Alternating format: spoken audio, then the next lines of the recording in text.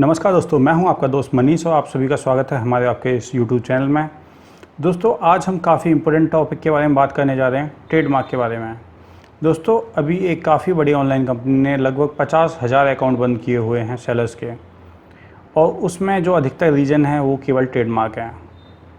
तो दोस्तों, किस तरह आप ट्रेडमार्क बनवा सकते हैं, ट्रेडमार्क क्या है और कैसे आप अपने अकाउंट को ब्लॉक होने से बचा सकते हैं, हम इस वीडियो में वही बताएंगे।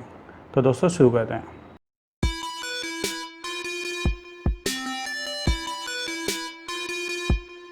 दोस्तों, लगभग 1 महीने पहले हमने एक वीडियो बनाया था जिसमें हमने आपको बताया था कि कैसे अकाउंट ब्लॉक हो सकते हैं।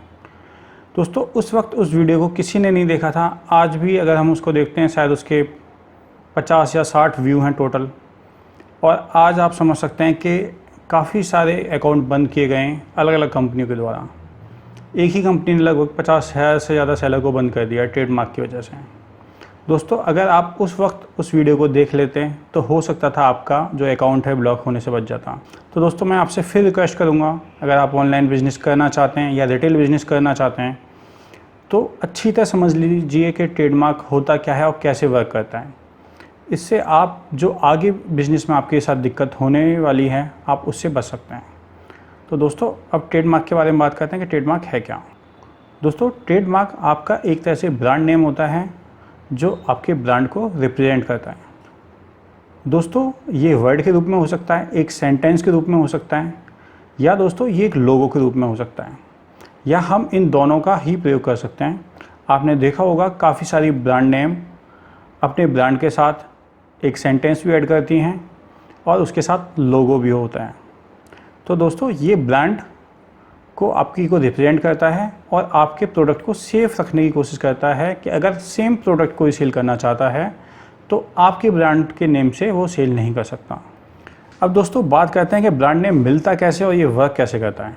दोस्तों, जो वर्ड, सेंटेंस या लोगो या कोई नेम जो पहले यूज़ नहीं हुआ, यानी पहले वो ट्रेडमार्क किसी ने रजिस्टर नहीं कराया, तो वो आपको ट्रेडमार्क मिल सकता है, आपका ब्रांड नेम वो बन सकता है। दूसरा दोस्तों, ये बात ध्यान रखनी है कि आपका जो ट्रेडमार्क होगा या जो ब्रांड नेम होगा वो किसी सिटी के नाम पे नहीं होना चाहिए। मैं आपको एक एग्जांपल लेके समझा देता हूँ। काफ़ी सारे जो सेलर हैं जिनके प्रोडक्ट भी लाइव हैं अभी, उन्होंने अपने जो प्रोडक्ट का ब्रांड नेम रखा हुआ है, जैसे जोधपुर हैंडीक्राफ्ट, जयपुर हैंडीक्राफ्ट। दोस्तों, इस तरह के जो ब्रांड नेम होते हैं कभी भी ट्रेडमार्क नहीं बन सकते हैं, और अगर वो ट्रेडमार्क बन भी जाते हैं तो वो कैंसिल हो जाएंगे, यानी वो कभी रजिस्टर नहीं हो पाएंगे। तो आप किसी सिटी के नेम पे, किसी रिलीजन के नेम पे, किसी कास्ट के नेम पे इस तरह के नाम नहीं रख सकते हैं। तीसरा दोस्तों, ध्यान रखिए, जितना आपका नाम अलग होगा उतना उसके चांस रहेंगे कि वो रजिस्टर हो जाए। वो रजिस्टर की क्या प्रोसेस है आगे बताता हूँ, लेकिन जितना नाम अलग होगा। दोस्तों, हम जब बनवाते हैं तो हम यही मिस्टेक करते हैं। दोस्तों, हमने भी ये मिस्टेक काफ़ी की है, क्योंकि कोई भी प्रोफेशनल एजेंसी आपको ये कभी इन्फॉर्मेशन नहीं प्रोवाइड कराएगी। उनका काम होता है आपसे फ़ीस लेना। उन्हें इस बात से मतलब नहीं होता कि आपको जो TM1 मिला है वो आगे रिजेक्ट हो जाएगा। दोस्तों, होता क्या है कि हम हर बार कोशिश करते हैं एक कॉमन नेम लेने की। जैसे हमारे घर में कोई नेम है या हमारे रिलेटिव में कोई नेम है, हम वो लेने की। दोस्तों, इसमें क्या होता है, जो कॉमन नेम होते हैं उससे ऑलरेडी बहुत सारे लोगों ने अपने ट्रेडमार्क के लिए अप्लाई किया होता है। इसमें दिक्कत ये आती है कि पहले आपको TM1 तो मिल जाता है, लेकिन 12 से 14 महीने के बाद जब उस पर ऑब्जेक्शन लगना शुरू हो जाता है तो या तो आपका ट्रेडमार्क रिजेक्ट हो जाएगा या आपका ऑब्जेक्टेड हो जाएगा। उन दोनों केसों में ही आपके लिए उस ट्रेडमार्क का कोई मतलब नहीं बनेगा। दोस्तों, आप ट्रेडमार्क के साथ अपना लोगो भी रजिस्टर करा सकते हैं, जैसे आपने काफ़ी सारे ब्रांड का लोगो भी देखा होगा। दोस्तों, इसकी प्रोसेस क्या है वो हम आपको किसी अलग वीडियो में बताएंगे, लेकिन ये वर्क कैसे करेगा मैं आपको बता दूं।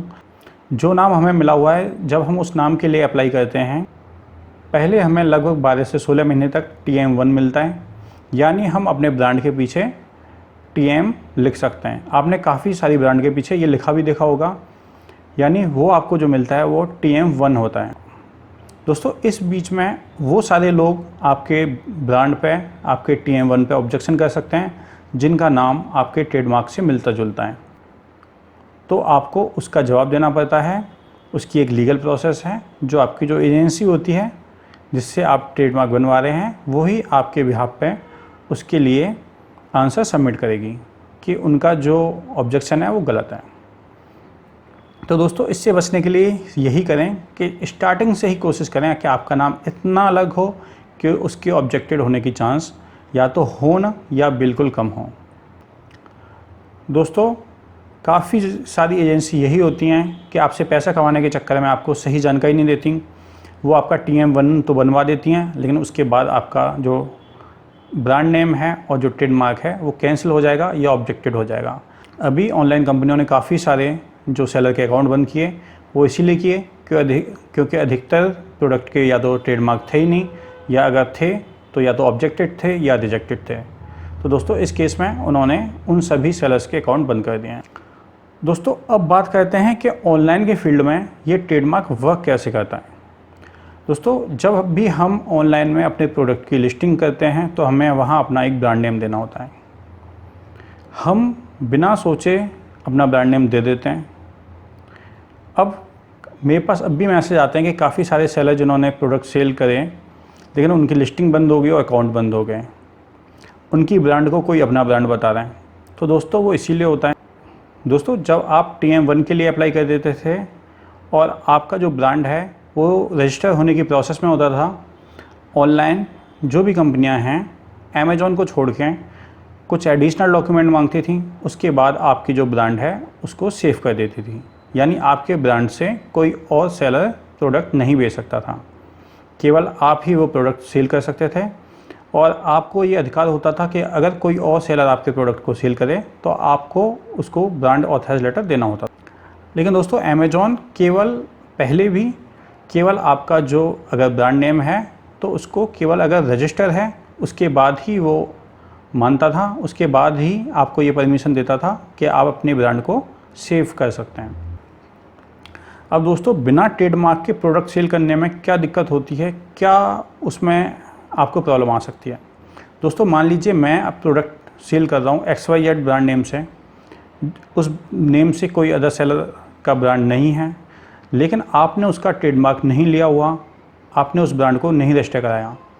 मान लीजिए कोई अदर सेलर आता है और वो उस ब्रांड नेम से ट्रेडमार्क ले लेता है और उसका रजिस्ट्रेशन करा लेता है, तो वो आपकी लिस्टिंग को ब्लॉक करवा सकता है, आपके अकाउंट को भी ब्लॉक करा सकता है, क्योंकि आपका जो ब्रांड है उस पर आपका अब कोई अधिकार नहीं है।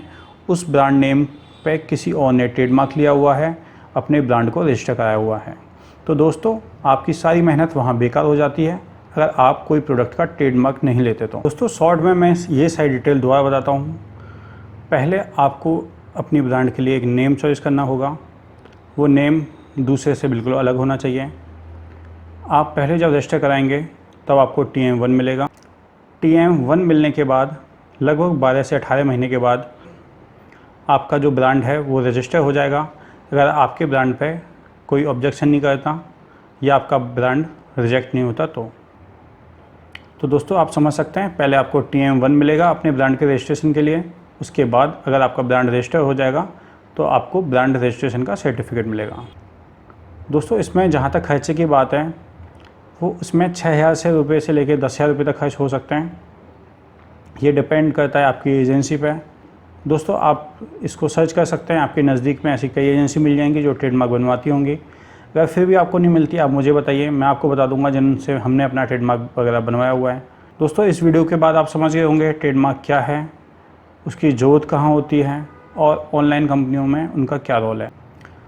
दोस्तों आपको ये वीडियो कैसा लगा हमें ज़रूर बताइए। वीडियो अगर आपको अच्छा लगे तो लाइक करिए और शेयर करना मत भूलिए। और दोस्तों अगर ऐसे और भी वीडियो देखना चाहते हैं और अभी तक आपने हमारे चैनल को सब्सक्राइब नहीं करा तो वो कर लीजिए।